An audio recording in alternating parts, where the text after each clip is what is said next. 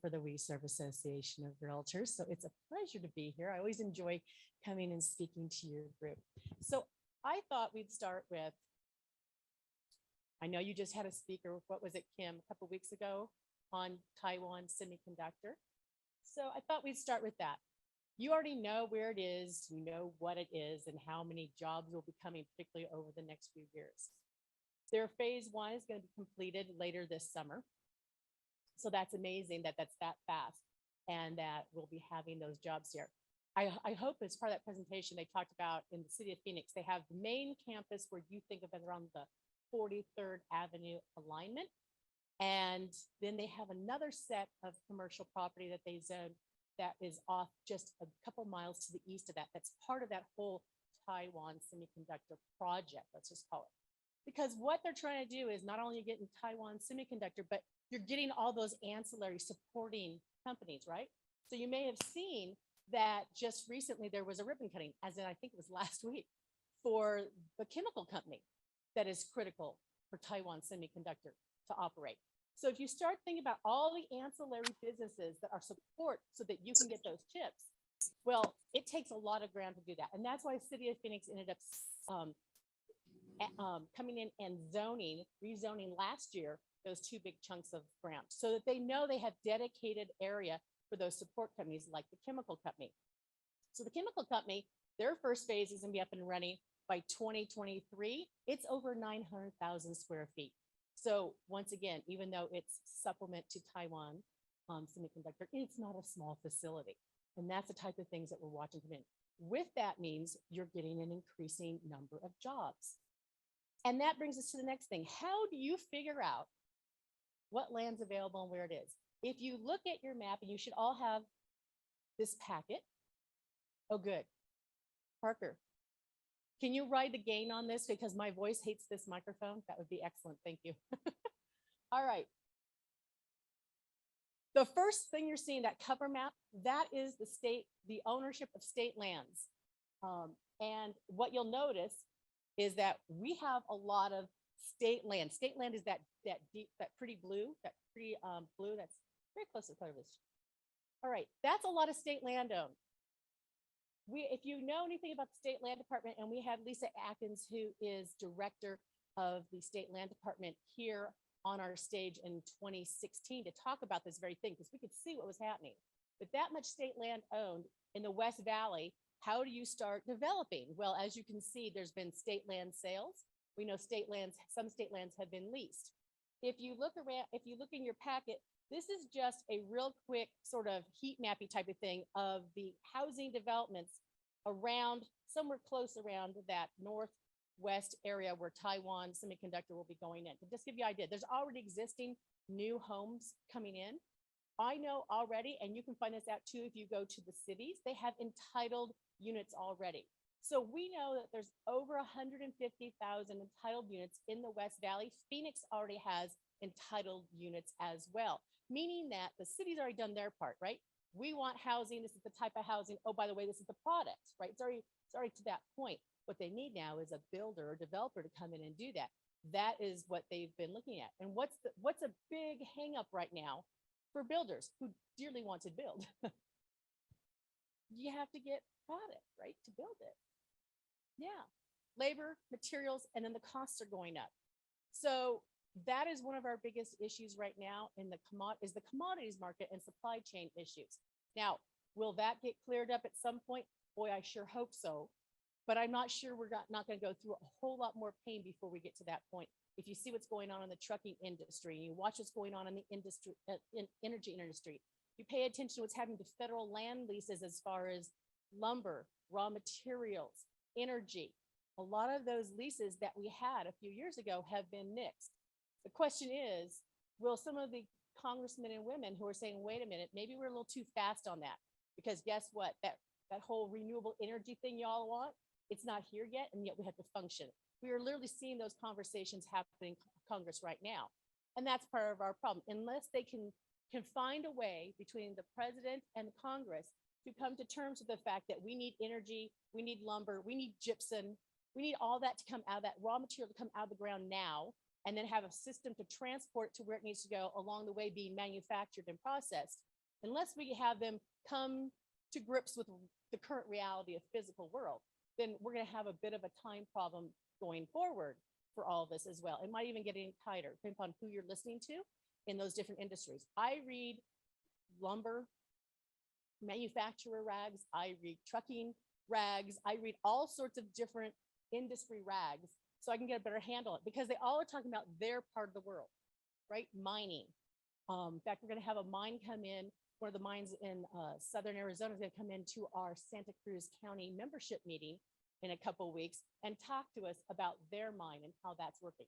So think about that when you get frustrated with the delays. Trust me, if you talk to a builder or developer right now, they are beyond frustrated.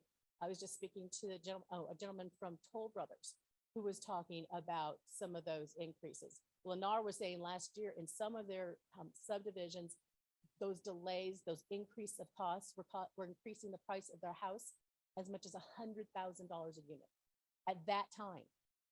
All right. So when we talk about cost of housing, yeah, that's part of it. There's many, we're going to talk about cost of housing more. There's many, many elements that stack up on each other, but that's just one. So yes, it's frustrating. And the builders are trying to, when I talk to them and say, what's going on in the future, they are really trying to hold pricing in this area of Taiwan Semiconductor when they are trying to keep it somewhere starting at the 325, 350 range.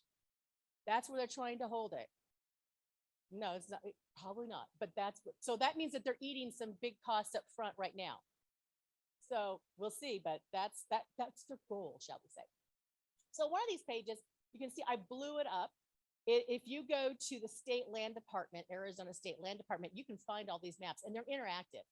So I took a screenshot of this one that is has Surprise in the center and then radiates out east and west from there, going towards the 17, because I wanted you to see all the blue, which is state land, right? So keep in mind, with the State Land Department no longer wants to do leases. Now, for those of us who have been in real estate industry for a while, but why? It's a stream of income and you still have the land, right?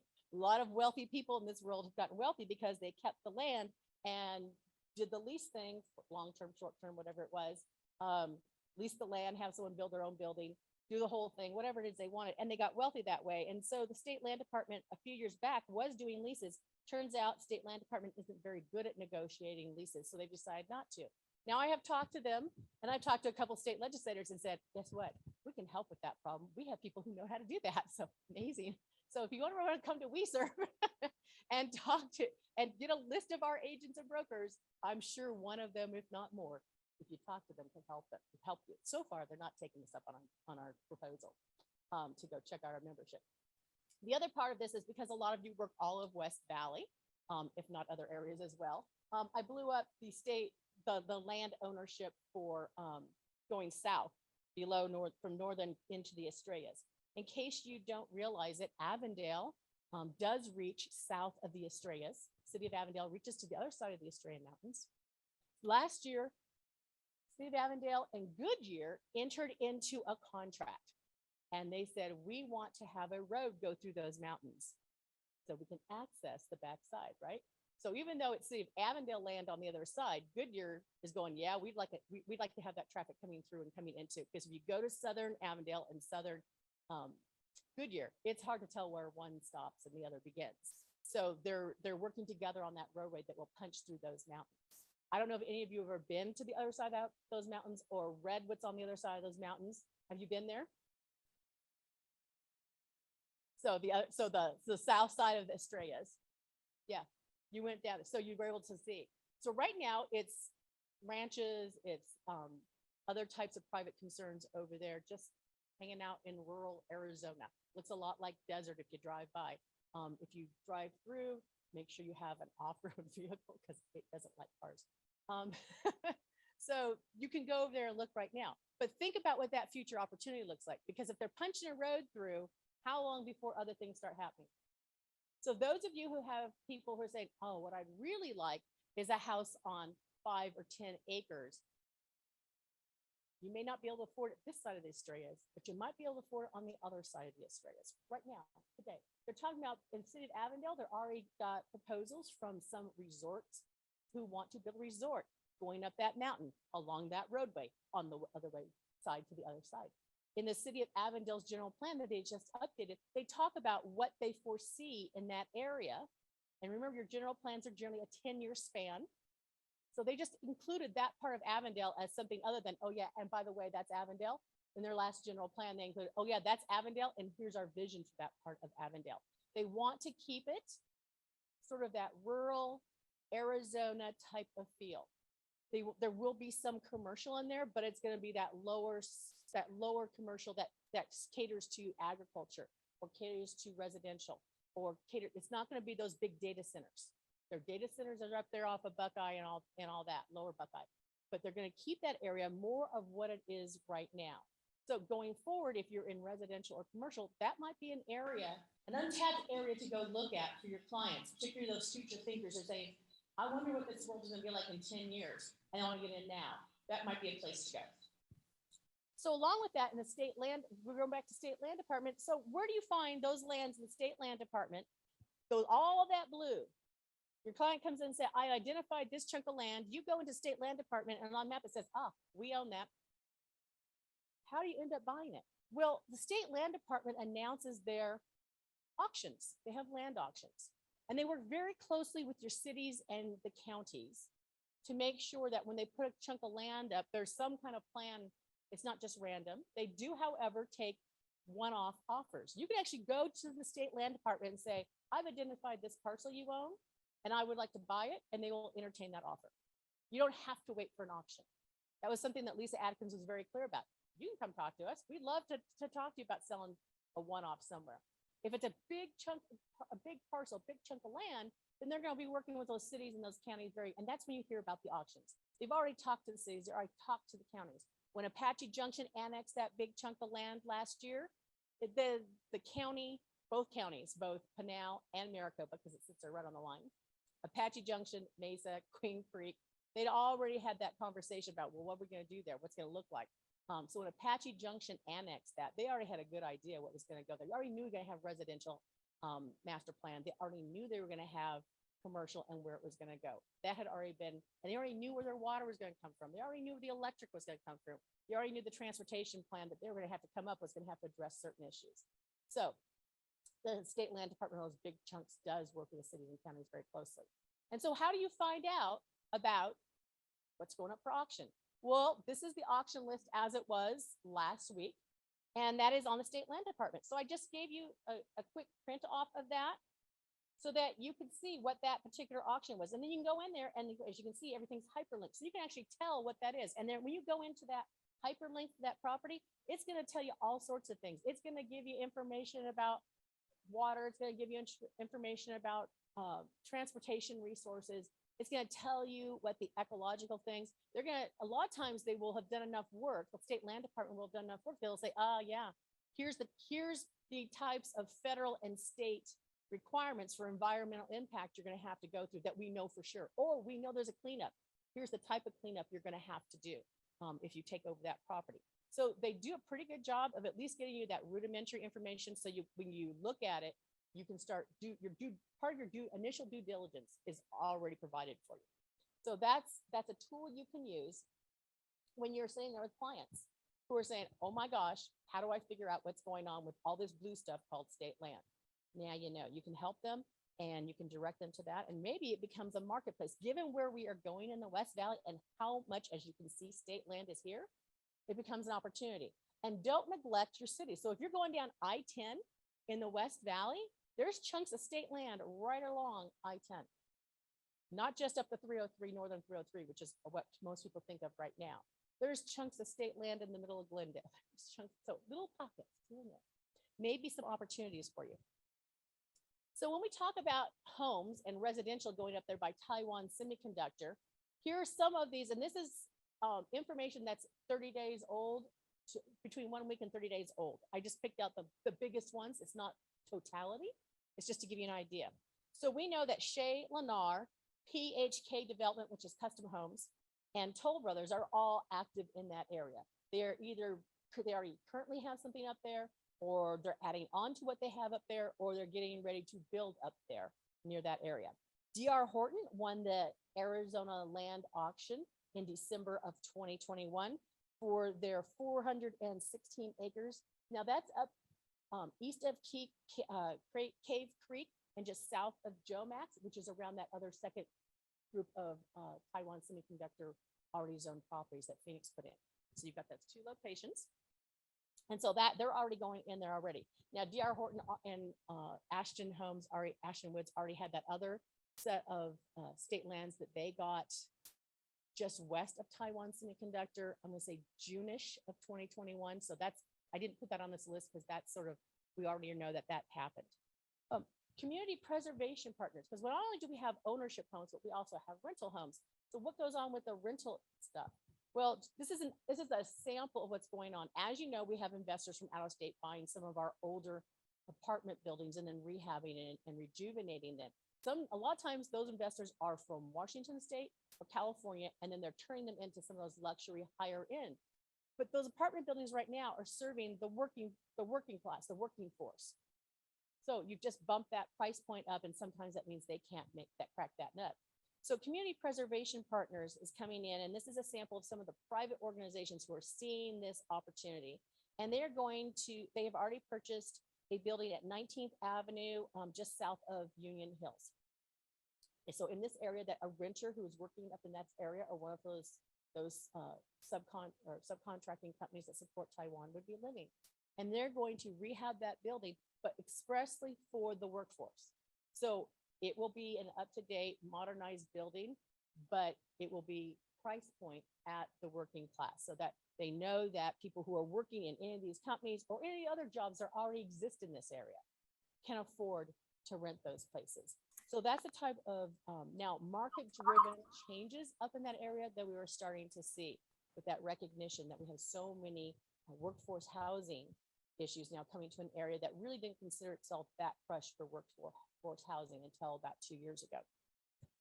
So, you know, you have one of the tools you can use to find out opportunities, whether you are representing a commercial buyer, or even sometimes a private buyer who wants to buy a few acres of state land. You know, you can go there. R.L. Brown, which I know you guys have access to off of the MLS, that's a good source. If you go into their data and their heat maps and things like that, you can sort of get a nice broad idea of what's going on and what price points are. So I would say that's at least a beginning point for some of your research for potential opportunities.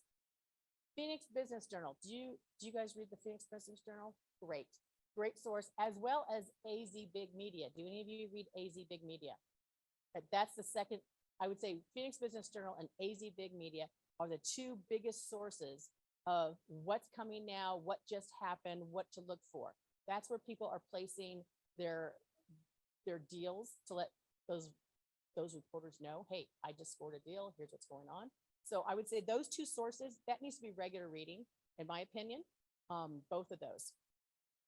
So when we get to rental only subdivisions, which have become so popular, when I started talking about these in 2015, when people didn't even know what they were, 2016, Via Homes was the first one down in Goodyear, out here in the West Valley, and people were like, what is that animal? It's a great opportunity, different product. Well, now we have, instead of just a Via Homes, we have Christopher Todd, B&B, Toll Brothers, Terra Lane, Hancock, and Taylor Morrison. In the West Valley, those are our biggest builders and developers. Now, here's interesting. We were now watching that next step in 2015, 16, 17, 18. It was a Via Homes, B&B, and then Christopher Todd jumped in. Okay, it has expanded dramatically, as you can tell, but Hancock used to build the Via product. And then was it last year or year before, Taylor Morrison took over that. And now they built that Via product. So you're watching this change as builders start to do things. And now Hancock's off on their own, and they're building their own single family detached subdivisions. Right now, when I look at those, I'm still seeing relatively small units. I think you usually see something maybe in the 11 or 1200 square foot max for the size of some of those homes. If you go to B&B, like up in Verrado, you can get larger sizes, but that was part of their luxury collection. They actually are teaming up with Toll Brothers in the West Valley, just west of Surprise. West of Surprise, east of the White Tanks in that area out there to come together for a single family detached subdivision that will be a luxury subdivision that is a combination of their efforts together. So watching for that as well. So that product is changing, the sizes are changing. And now instead of just saying the same thing over and over, you're starting to see those communities be more attentive to what's around them. Avia always was. So Avia in Surprise at Litchfield and Greenway has a small, right there on that corner, that hard corner, they have that little development that's mostly 1 bedroom and 2 bedrooms and several studios. Because what are they across the street from? Ottawa University. The time they built that, Ottawa wasn't there, but it was coming. So they built that product and it sort of helped. And now you're seeing in Surprise, we're all along Greenway between Litchfield up to Bullard, you're seeing they're putting, the city's actively going to encouraging that development of those smaller units in addition to what we have for Ottawa for the dorms, right? Giving people a right there on campus sort of, but not a dorm. So you have those products coming in. So let's talk about other master plan communities that are coming or neighborhoods that are coming because they're an add-on to something that already has happened. And I just took, once again, this is all within the last couple of weeks that some of these announcements have been made. Some of them were just last Friday. So in Tonopah, we have 1,100 acre master plan community. It's going to be called Verma Vistas 3. So they're going to have 2,500 square foot homes. That's their top number.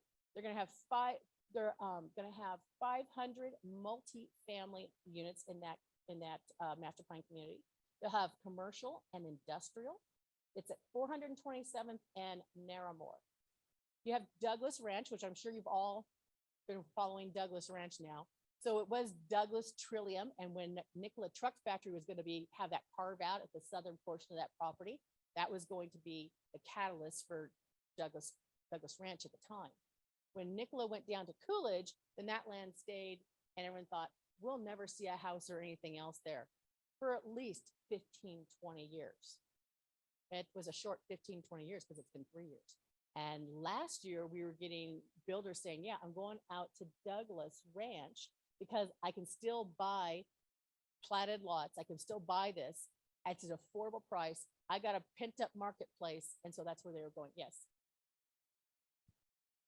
So if you are at festivals, all right, so you're out, Val, you go out to festivals, you go around the white tanks. It's on the the west side of the white tanks.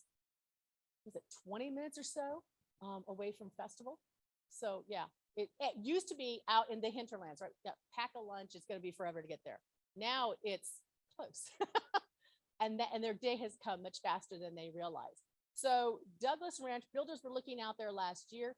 Hughes Corporation actually purchased it last fall.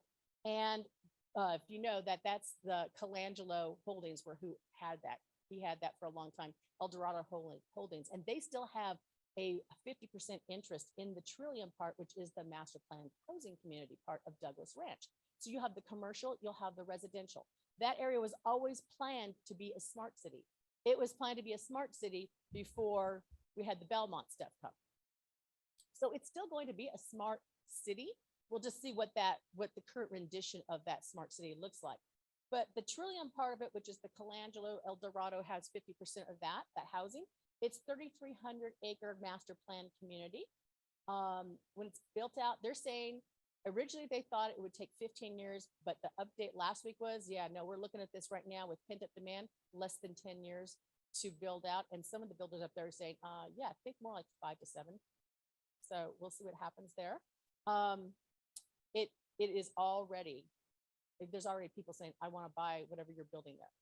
So it is a hot opportunity. So that's gonna be 33, was it 3,300 acre master plan community. That's a lot of homes. I don't know how many thousand, and it depends on what product, right? So multifamily is part of that. Single, they're doing that whole gradation.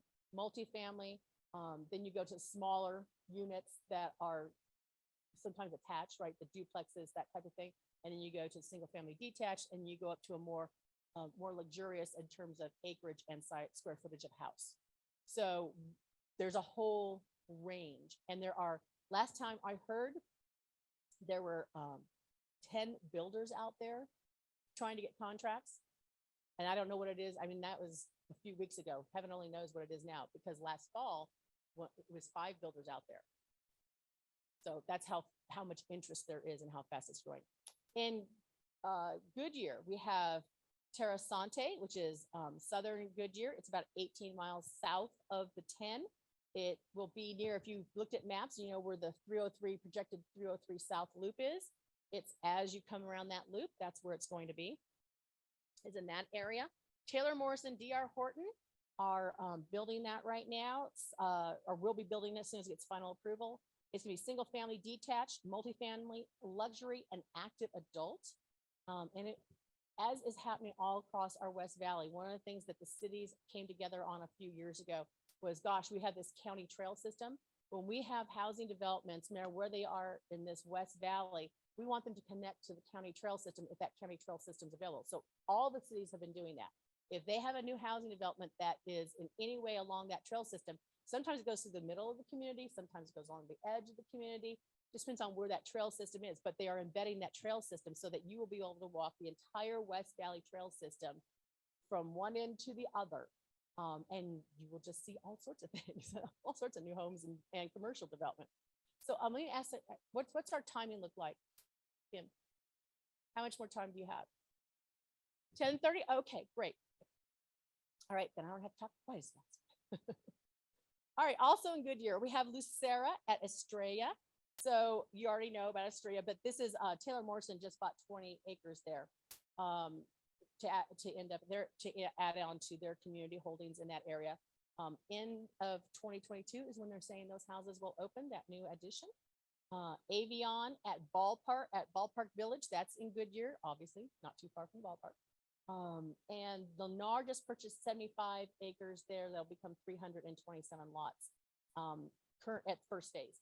At full build out, that whole community will be 575. Currently, Lennar is the only builder in that community. And it's really on the fence whether or not they're just going to take over the community or if they're going to have a second builder come in. We'll find out at some point in the near future. Lennar plans to open those homes at mid-2023. We go to Copperleaf at Sonoran Foothill. So that's North Phoenix at Dove Valley. And Lennar Homes is building a group of homes up there as well. Mattamy Homes, they bought 122 acres in Goodyear to develop their very own master plan community. This will be Las Ventanas. So their big thing about Las Ventanas is they're looking around going, everybody's got small lots. So how do we differentiate yourself in the marketplace? We're going to have larger lots. Now, the definition of larger lots, we don't know what that looks like yet, but the way they're talking, I think you could probably see something 7,000 plus, 7,000 square foot plus, which I know some people are 7,000 square foot isn't a large lot compared to some of the communities we have now. It's a very large lot. So, but that's what they're talking about. Sounds like they could even be going up to a quarter of an acre. They haven't made those decisions, but they are looking at that and saying, we need to have larger lots. There's no larger lot properties coming online like there used to be. So that's their sweet spot for this development. That one will be 412 homes. They will be offering RV garages with some of their floor plans, some of their options, and that's at Yuma and Perryville. Right now, Mattamy Homes is saying that if they could build on their own schedule right now today, if there was commodities were not a problem, if labor was not a problem, if the world was as it should be, they have enough already entitled lots themselves in Metro Phoenix for 1,200 units a year to be built for the next 5 years. And that's just them. Okay, there are hundreds of thousands of already entitled units, and these builders going in and getting all that work done early. And then they're just like, as soon as we can build this, we're going to build this. So as soon as we have the ability for them, and we're seeing a lot of stuff go up right now, because one of the things that we saw builders do last year and they learned quickly was we're going to make sure we have all the products we need for this development, was a multifamily or as a subdivision. We're going to make sure we have all the products. We have all the toilets, we have all the ACs, we have all the wallboard, we have all the lumber, we have everything to cement, everything we need to build this. We're going to make sure we have it. We're going to corral it, and then we'll start working on it, because they learned the hard way. It didn't take long for them to learn. You can't trust that you'll get product, and you can't trust the product that you thought you were going to get at a certain price is going to be that same price next month. So in order to help restrain costs, have some control of that, and also have control over the amount of product that they have at risk, that's what they're doing. So we'll see them keep doing that. And surprise, Land and Sea Homes bought 28 acres near Grand and Deer Valley Road, a just busted open area. Wasn't that long ago when I went, where is that? You said 163rd Avenue and Grand Avenue or Patton Road. They go, I don't know what that is. So now everybody's up there. So also in surprise, Century Communities is building 630 homes in the roughly same area. Century Communities has purchased another 49 acres at 183rd and Pinnacle Peak. That's going to be another 630 homes they're talking about in that entire development they're done. Oakwood Homes bought 40 acres at Citrus and Norwich. That'll be 218 homes. Mattamy bought 72 acres at Joe Max on 147th. That'll be Bonita Ranch. It's going to be 208 homes.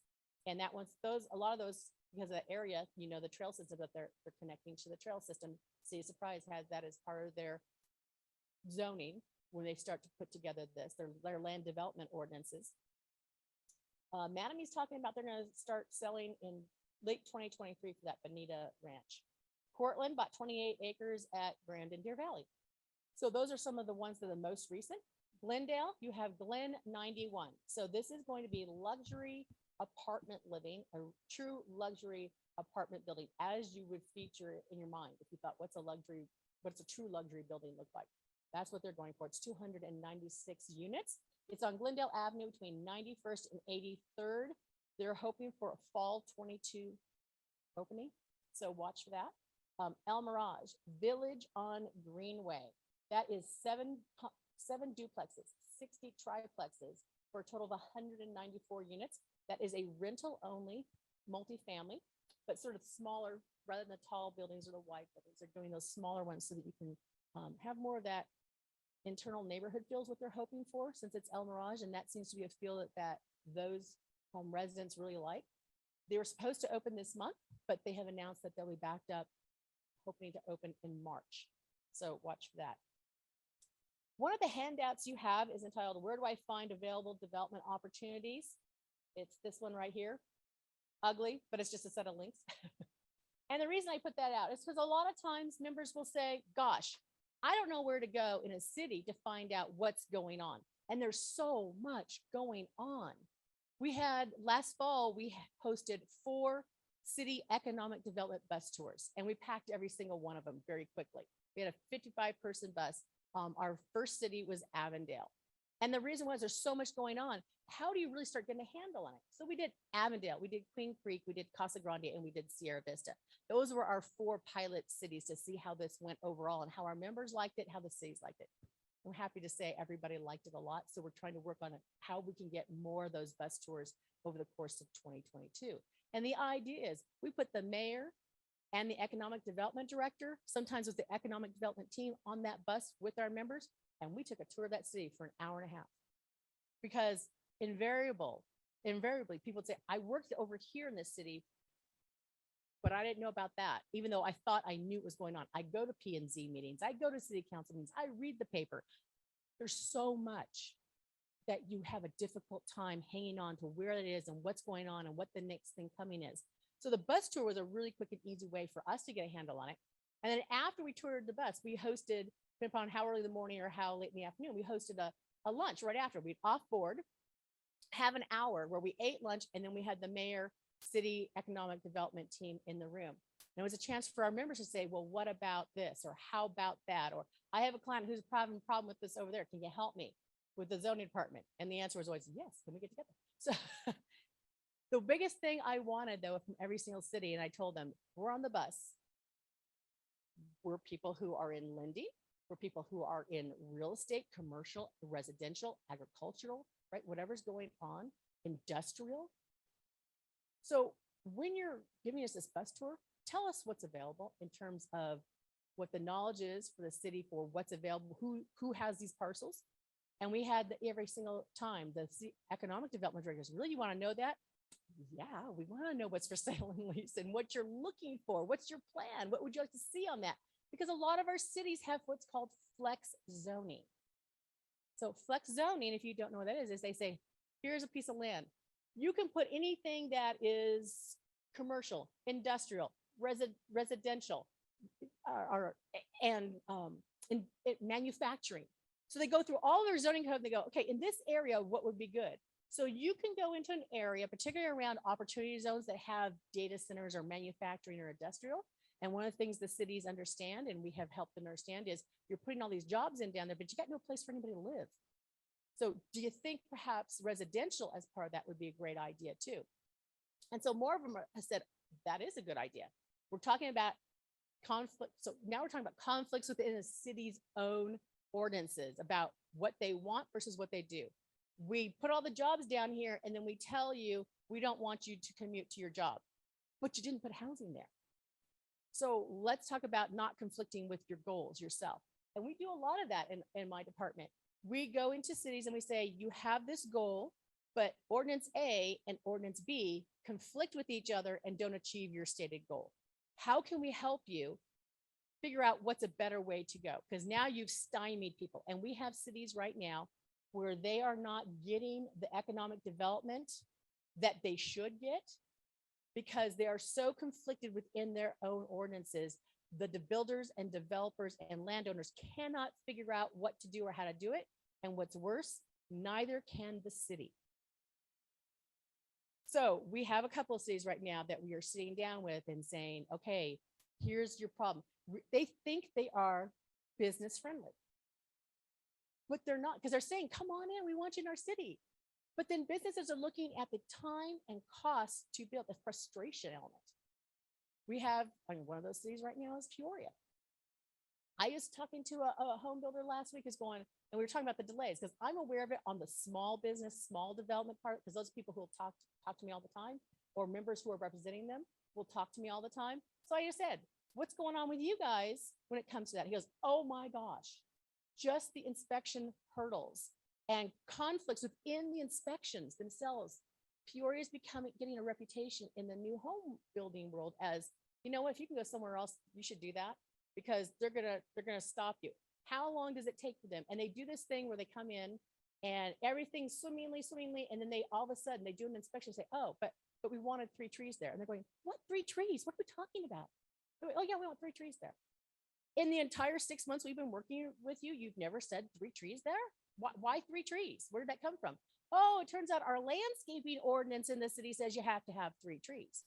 Okay, what 3 trees? So they go through that. Now that just backed that project up 6 to 8 weeks, right? You do that over and over and over again.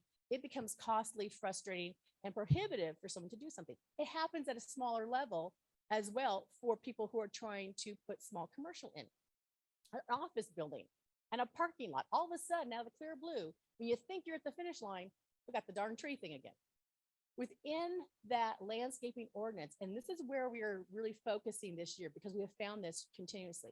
Cities' landscaping ordinances, they usually conflict with 2 things: the ability to actually get new development done in a costly and well done time frame. But beyond that, a lot of our landscaping ordinances were written in the 1980s. Last year, I spent a lot of time at the city of Glentel working with their group that was working on all of their ordinances. And one of the updates was the landscaping ordinance. We also worked with City of Apache Junction on landscaping ordinance. Because what does everyone say? Conserve water, conserve water. You go into their commercial landscaping ordinance, it says, oh no, what you have to put is 23 of these trees that suck up water all day long, and these plants, which suck up water all day long. Okay, how about you put in there that you can have drought tolerant? How about if you say desert landscaping in commercial is okay? It doesn't have to be an oasis. It doesn't have to be. And if you're requiring a certain amount of turf, then why are you saying your goal is to reduce water when your own ordinance says, nope, we want turf in there, which is going to suck up water all day long? All right. So we talked to Glendale about that. We talked to Apache Junction. Apache Junction didn't quite have some of the same. They had a landscaping ordinance and they had completely discounted the ability to do any kind of drought tolerant. And we like drought tolerant versus Arizona native because there's a lot of plants from across the globe that have similar climates to ours, and that plant material will thrive here with very little water. So limiting it to just Arizona natives can be a little restricting, but also within the landscaping code saying it's okay to have xeriscaping, because a lot of the landscaping codes in our cities, they forbid xeriscaping. They forbid desert plants unless you have one saguaro outside your front door. Okay, that doesn't make sense for today. Maybe in 1986, although it didn't make sense there, but they thought it did. So 1986, they did that, but we need to update that. And Glendale had a landscape code from 1986. Surprise has been updating theirs for a few years now.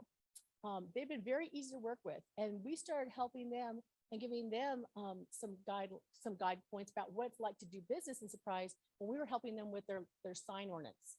Because one of the things they had in their landscaping ordinance was, great, you can have a sign this big, right? Except that we're going to make you plant a plant in front of it that's this big. So what happens to your sign, right? Not really good. They were, once we pointed that out to them, they went, yeah, you're right. We should change that. And they did change it.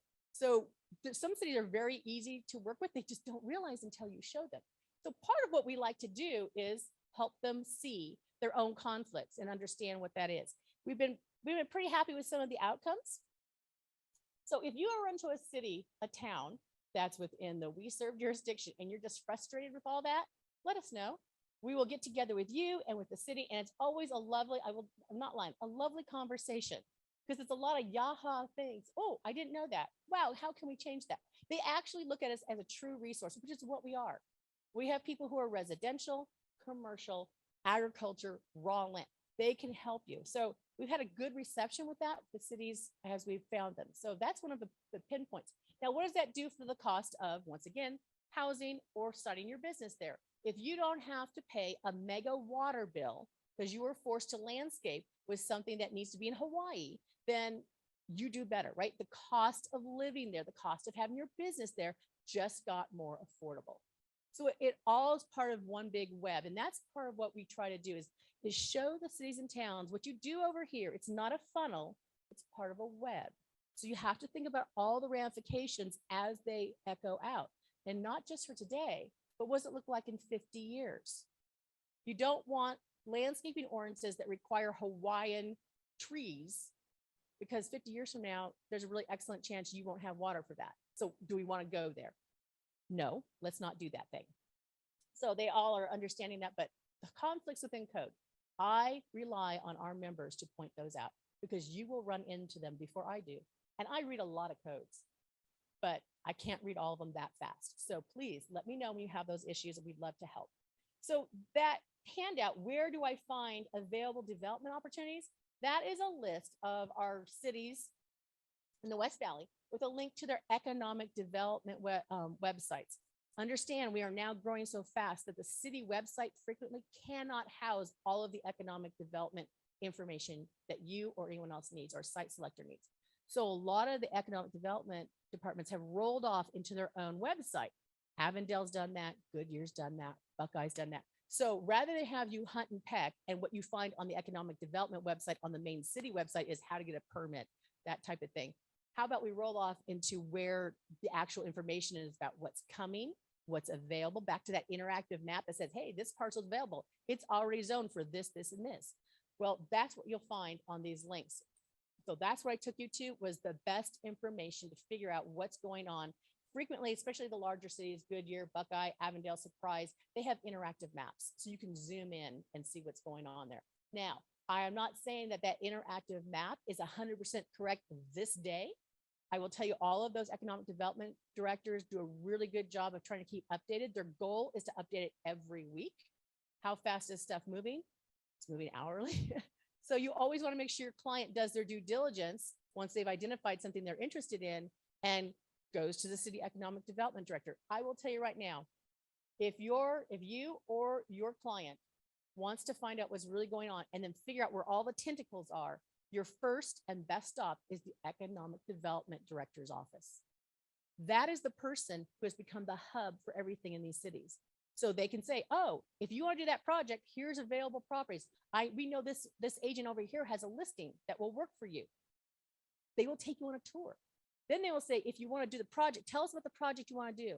And then they'll say, well, in our city codes, here you would have to do this and this and this to get that improved. And by the way, you're going to have to go to the building department and the engineering department and the water department. And they will tell you everybody you have to do. And they have, a lot of them have a checklist A to Z, what you do. So they are your best friends when you have a client trying to do something, or you just want your own knowledge base. as we come into this, we know that we have a lot of jobs, obviously Taiwan, but then we have other new jobs that are all over the place and popping up all the time. So let's talk about El Mirage. They have Avanti windows and doors, Tipton Innovation, cold storage. Okay, we have very little cold storage. This was a huge get. Microsoft, of course, opened up just a few months ago their data center up there at Olive and Dysart. So those are just most recent. If you go up to El Mirage, and it's not the El Mirage you imagined it was, or even saw it was 5 years ago. It's changed a lot. Tom Doyle done a great job. Surprise. Simon CRE is planning 700,000 square foot outdoor mall and for Village at Persado, which is the Costco area off there, off the freeway there. You know that area? They already have, as you've noticed, if you've been there, you have Costco and then you have everything between Costco and the freeway and then just south. Well, that's what they are developing currently right now.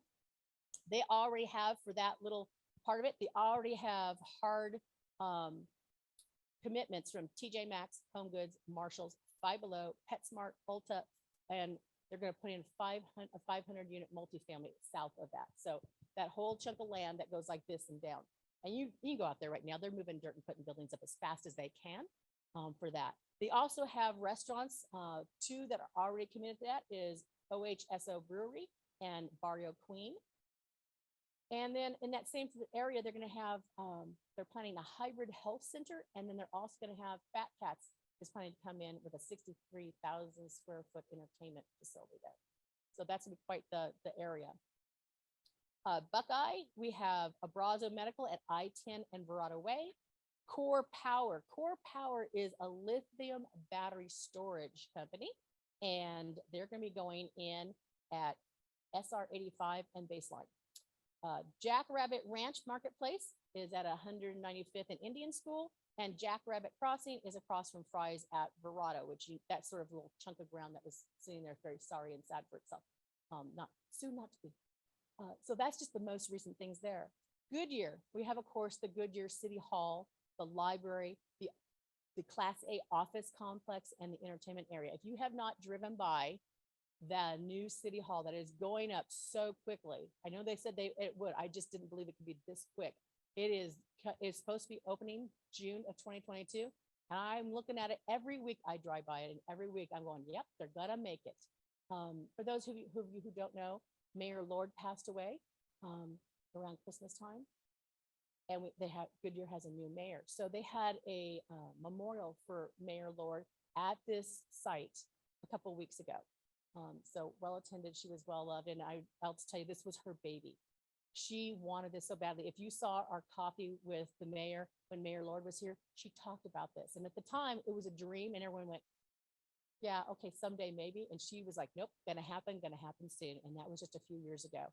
So sad that she won't see it, but I'm so glad she got to see that it was going to happen just like she wanted, because all this was happening. So those of you who you get a chance to go look at that in June. You can drive by it right now. It's McDowell at 150th. So you know where Astoria, the Home Goods and Staple is off of Astoria Parkway. Just go east one place, and all that building, that dirt that's turning, yeah, that would be this. It's going to be amazing. I have a article up on WeSERVGAD.org, which is our government affairs hub. WeSERVGAD.org. No E on serve. WeSERVGAD.org. WeSERVGAD.org. And I have an article with all the artist renderings of what this complex will look like. So you can go check it out. Air Park Logistics Center at Bullard and Yuma. Over 2 million square feet will be there. Airport Gateway South, 143rd in Yuma. That will be over 500,000 square feet. Laken Park Logistics at MC 85 and Cotton Lane. Let's see here. Goodyear Crossing Industrial at Saraval and West Elwood. Meyerberger Solar Manufacturing. Wow, say that 10 times fast. They're bringing not only their manufacturing plant to Goodyear, but also their North American headquarters. So they decided there too. So that's on Litchfield. If you're coming down Litchfield, just before you get to MC 85, you're across the street from the airport. It's right there. So yeah, watch for that.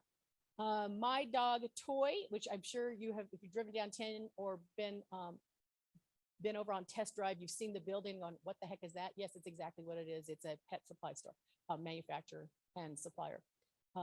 So those are the most recent West Valley things within the last 30 days or less. Some of them were just announced last week. One of the things I wanted to call out to your attention is we at We Serve Government Affairs, we know that we're part of the community and that you're part of the community. So one of the things we look at is how can we help our community? And by that, it's our cities, it's our towns, it's our county. How can we help what they're trying to achieve, and which in turn you are trying to make your living at? That is real estate, right? What does that look like? Whether it's resale, new development. How do we help get the information out about what the West Valley really is and what it looks like? So we commissioned a study on SR 30, and we commissioned that study last fall for a reason. If you've looked at, and I've had articles on SR 30 at the WeSERVGAD.org website, so you can see the maps. The original maps from ADOT showed SR 30 going from 85 across the backbone of Southwest Valley, approximately the Broadway alignments, but it curved around, pinpoint where it was, gonna connect up with Loop 303, 202 to the South 17. That was always the plan. That's been the plan on the books for over 20 years. And then sometime last summer, mysteriously, the leg between 85 and 303 just got dropped off of ADOT maps. It still exists on MAG maps, but it doesn't exist on the ADOT maps. So what happens when you have an industrial corridor and 85 comes up and you force people to keep going up 85, come on to 10, go down the 303, and then hook up to SR 30? But we know the industrial corridor goes all the way out to 85, right? It goes from 17 all the way out to 85. What happens to that industrial corridor? What opportunities are missed? And by missed, I mean not just today. What does this look like in missed opportunities in 50 years? What's it look like in 25 years? What's it look like for housing, jobs? What did it look like overall? So since no one had ever answered those questions, and those are questions that real estate agents and brokers need to know, as well as others who are developing and building, we thought we'd do something. So we commissioned a study. We hired rounds to come in, and I asked them to do 4 scenarios. And I asked them to take a look not only at immediate consequences, positive and missed opportunities, both of now and 20 years, which is sort of their standard, but I want to know what happens in 50 years. In 50 years, are we so choked off? Have we just done a bad job this generation so that 50 years from now, our great-grandchildren don't have some of the opportunities they should have had? What does it do when I-19 comes off and it can't offload onto the industrial corridor? It has to go up 10 and around. That I-11 corridor from Nogales all the way up to Canada, it's a major trading route, right? And when you come up I-11 and you're going through that part of Buckeye, what's Buckeye doing out there? Right now, every time you go out to Buckeye, Miller, Watson, what you see is big buildings. They have an airport out west that has cargo, right? If you have a vision, what you know is that as you industrialize, you need a way to get that stuff in and out. And you have to have an airport. They have rail. What have you done to your jobs, your manufacturing, your economic development if that leg of SR 30 does not connect to I-11, currently 85? That's a question. Well, we gave them data, information, and about that. And you will see in here, and Kim can send it to you because I think I already sent that to you. She'll send it out electronically for you. It is also on the WeSERVGAD.org website, so you can have clients go look at it. That's what it's for. It's for you and your clients to understand what the consequences are so that in your conversations, in your planning, you can have that input. Do you think it's important? And we did the 4 scenarios of you do absolutely nothing. Everything stays as it is right now. You do any kind of transportation development at all the way to you do full build out as was originally planned and connected. And the numbers are striking. So the reason it's important is because we know that the Prop 400 extension is coming up for renewal. That's the half-cent sales tax that everybody's been paying for almost 3 decades now. That's what built 101. That's what built 202. That's what built 303. That's what builds those. Well, that extension's coming up. So if the West Valley wants this transportation corridor to be funded, that's one mechanism, being on that list so that we get some of that money. Also, we have to have state transportation money, also federal transportation money. That's how all of this works. But if we aren't having the conversation right now if we're not providing the information right now to the people who are having those conversations, then this is never going to be a consideration. They're never going to say what happens. ADOT never asked what happens if we don't build that leg, because erasing a leg off a map is super easy, fast, no problem, right? But what happens after you do that? What does that mean 50 years from now? And how many times have we heard in the East Valley, when as development has moved out and as transportation needs have happened, they said, wow, are we super glad that 40 years ago, people thought to reserve this for a freeway, think SR 24. How fortunate we are. Otherwise, we couldn't be doing what we're doing today.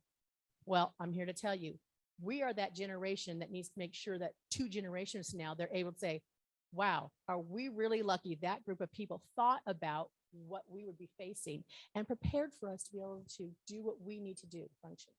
Now, nowhere in here does it say you should or should not do something, because that's not what we do. We are not lobbyists going in, you must do this. That we provide education, information, and background and context to the information. And that's what we did here. So you can use this with your mayors, your city councils, you can use this with your clients. You can just be aware of what's going on, because if you're selling property south of I-10 in the Southwest Valley, you probably need to go where the proposed SR 30 is. At the very least, you need to know what that pathway is, both of them, ADOT pre-erase and post-erase. So you can actually be good information sources and tell them where they need to go. Your clients need to go get more information. But beyond that, we do have a totality of economic development, both for West Valley, but for the state of Arizona. This really is, we're talking about international trade potential hiccups. So that's why we produced that. We have already had that distributed to over 200 decision makers, state legislature, mayors, of course, economic development in our areas, Westmark. It has now gone places that I haven't been, because people who read the information take it to the next conversation. So that's for you. The other thing we do is we look at Luke Air Force Base, which is a major economic development engine in the West Valley, but it's also the US military, and that's who flies and defends our freedom when we have issues all over the globe. So making sure, and we are the F-35 training center for the entire US Air Force. So we really need to make sure that when folks come in, they have a place to live, there's a job for their spouse, there's schools for their children. So one of the things that has happened is in the military, you get a housing allowance when you live off base. Almost everybody lives off base at Luke because they have almost no on-base housing, and the on-base housing they have was run by Belfour. Anybody heard about Belfour and the issues they're having? Like, they're not doing a good job. So I will tell you right now, 1/3 of the on-base, the very little on-base housing they have at Luke is not available to be occupied, and the rest of it is a frustration trying to get repairs done and things like that. So the vast majority of Luke personnel live off base. So that means they need a housing allowance to allow them to rent a place, right? I have to rent in this marketplace. The Pentagon had their 2021 BAH, that's what their housing allowance is called, at, in some cases, depending on what rank you were and how many dependents you had, at less than 2019 rates. The rest of them had just basically stayed flat. And have we escalated in rental? Yes. So it was really critical that our airmen have the ability to rent. And what we had in the marketplace was we get 5 or 6 airmen renting a larger house, right? Because they could share it. But that meant that someone with 5 or 6 children, and we have a lot of military, Air Force, we have Navy and Marines down there too, not just Air Force, but we have a lot of military who have larger families. All of a sudden, larger families didn't have an affordable place because we had 5 and 6. So what do we do to help? And that's across the board. It just was really prevalent and easy to identify in Luke. So we went and we did a rental survey of the entire West Valley. That's what this is. All this is a rental survey. What actually happened? And I took actual numbers of closed and available listings and the prices. So they got an actual rental survey. And then in front of that, I did about a 6-page letter that said, here's the context for this. Yes, supply and demand is part of it, but commodities is a part of it. Supply chains are part of it. We're having a delay. We have entitled multifamily units. We have entitled single family units, but people can't build because they can't get the stuff. So understand that's part of what it is. And that's part of our escalation in pricing. So we did this entire thing went. And once again, who's having those conversations? Yes, Luke Air Force Base Housing is having that conversation. We had that conversation with Senator Sinema and with Representative Lesko and got them this report, because where do they have conversations about military housing? In Washington, D.C. So they needed this information so they could fight for Luke and say, look, I got real numbers here. I know what's going on. The Pentagon actually called the housing department at Luke Air Force Base and said, wow, can you just get us some more information? And Luke called us and said, gosh, we don't even know what to do here. Don't worry, we got you covered. So we did that. I also took the information on not only to Luke Air Force Base Housing, but to the Chris Toll, who works with the general. And the general wasn't able to make that meeting that day, but we got in that information because does the general have different housing conversations than Luke Air Force Base Housing, and then Senator Sinema, and then Representative Lesko? Yes. And then we had West Valley cities and towns, because West Valley cities and towns are where these people live, right? And the West Valley cities and towns mayors and economic development directors, they have conversations, but in different corridors than the general or the federal legislators. And the state legislators have other conversations. So a bunch of them got it. So spreading our report out through all these people meant that when the Pentagon started talking housing allowance for Luke Air Force Base, other people were carrying our information. Other people were carrying our reality. Other people were carrying our message, all too. So they got bombarded from lots of different directions, but always with the same information, the true information, because you folks are the author of the information. So we did that. And in November, the new BAH amounts came out. And I'm going to tell you, people who are in the military couldn't believe it. We managed to have in this West Valley for Luke Air Force Base on par, almost across the board, increases between 8% and 16%. That is unheard of. So that is the, thank you. And Colonel Molinex was a guest of mine when I did the commercial real estate group forum for them with Luke Air Force Base in November. And he said, if it hadn't been for WeSERV, we would not have gotten what we want. We want to thank you guys so much, because without you, we would not have gotten those increases, which are so important to our airmen. And they've asked us to do this again in April. So if any of you would like to help me collect information and put data and get that context and do this again on behalf of Luke Air Force Base, please call or email me. We have a workforce housing task force, and a lot of conversation we already had, we're talking about. So we're going to go through and say, hey, you know, where's your ordinance that says no STRs, short-term rentals, no ADUs, accessory dwelling units, and yet you want to have affordable housing, but you've taken out two really interesting things. What happens when you start having workers come up for Taiwan Semiconductor and they can't rent a place for 6 months while they find a new place or why their house is being built? What happens when you go to a medical corridor, they're bringing in doctors and nurses, but there's no place for them to land permanently, but they need a place for 3 to 6 months, 9 months to land. Let's talk about how your city ordinance is causing some of your own problems. Let's change some of that. Let that happen. Let the marketplace help answer the problem that you have, because we can help you here. We can take care of it. So we have also a water issues task force. This flyer was our first product out of that. This year, we're going to go very, very hyper local, because some of our cities and towns are actually contracting with other entities to haul in wet water. So if you'd like to be part of any of those or any of our other work groups, we have candidate interviews coming up. If you want to interview candidates, let me know. We have candidate interviews, and I can put you on a race. You can do one race, you can do more than one race. You can contact me, I'll put you on the list and let you know. So that's my hot topics right now. Thank you so much for having me.